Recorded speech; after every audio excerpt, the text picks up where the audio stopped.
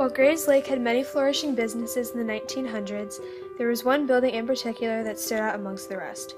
Henry Kwebker began construction of this one-story brick building in May of 1912. This building still stands today at 162 Center Street.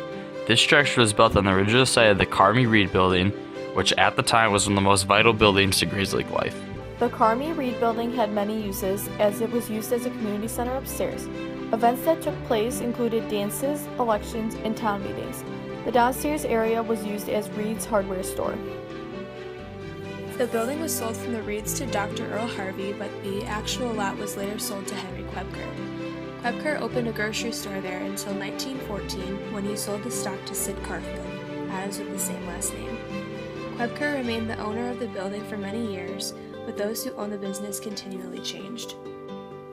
The business varied throughout the expansive history of Grays Lake, and it started with Henry Kwebker's grocery store. It was then sold to Sid Carfield and later on to Cash Pester. Pester then sold the business to Oda Waldman, who sold it to Edwin Hall.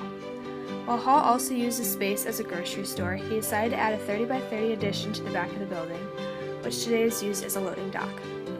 After Edwin Hall came Camp Olson, who turned the space into a women's clothing and apparel store. Following Olson's business came Michael Laporta, who temporarily combined 162 Center Street with 170 Center Street to create the True Hardware store. There have been many more owners of the building since then. However, these owners were not all documented. Henry Kwebker was not the only one in the family who built a store though. His uncle, Fred Kwebker, built 170 Center Street in August of 1897, 15 years before Henry. The building is currently run by Mock Design Group, a graphic design company.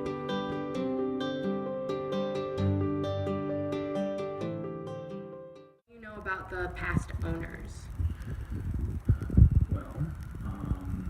Past owners. I can only go back about 15 years to the owner that I know, who is now currently a tenant of ours here in the building, Mr. Mike Hurl. And Mr. Hurl had purchased both our building and the adjacent building because it used to be all considered one building. When Mr. Hurl came in, he redivided them back into two separate buildings. He eventually sold off the corner unit and retained ownership of this building to be his showroom for his business, which was Architectural Distributors, which they are still here, and they're the ones that did the exterior as well as the interior of our building. And how did the town react to all of his architecture?